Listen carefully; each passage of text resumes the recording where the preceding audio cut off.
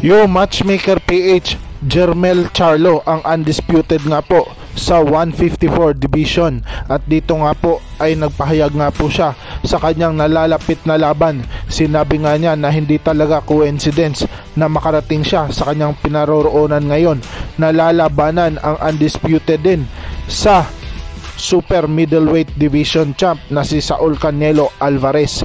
Dito nga po ay sinabi niya na magaling naman talaga ang fighter itong si Canelo, kaya malaking hamon talaga ang kanyang hinaharap.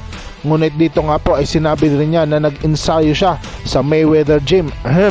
Parang humihingi talaga siya ng insights kay Money Team kung paano talunin si Saul Canelo Alvarez. Kaya naman dito ay tamang-tama lang talaga, sapagkat si Mayweather nga po ang unang tumalo kay Canelo. At dito nga po maalala natin, sa kanilang pagharap ay medyo matangkad itong si Jermel Charlo, ngunit hari talaga sa super middleweight, at alam na ni Canelo ang galawan sa timbangan na ito. Kaya malaking hamon talaga mga ka-matchmaker kay Charlo kung paano niya titibagin ang hari ng dibisyon na ito.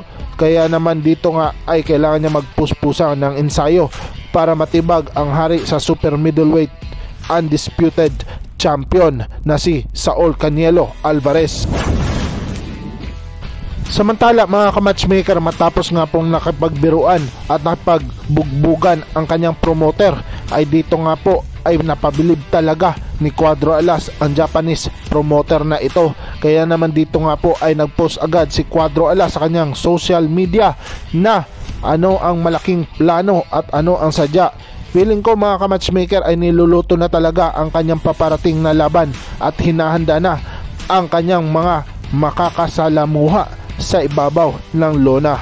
Dito nga po ay nag-enjoy na kumain ng durian ang kanyang promoter. Down to earth na Japanese promoter ito mga ka-matchmaker.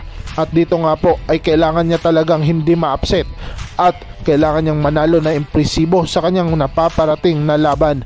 Kaya naman ay kailangan niya lang na maging focus sa kanyang training at ang kanyang stamina, kundi ang kanyang conditioning ay masisigurado na tagilid. Kaya naman dito ay puspusan talagang lumalaban sa training itong si Cuadro Alas General Casimero. At dito nga po ay kailangan talaga niya medyo magyabang para mapansin ni Naoya the Monster Inoue at hindi basta-basta magpapatalo. So yun lang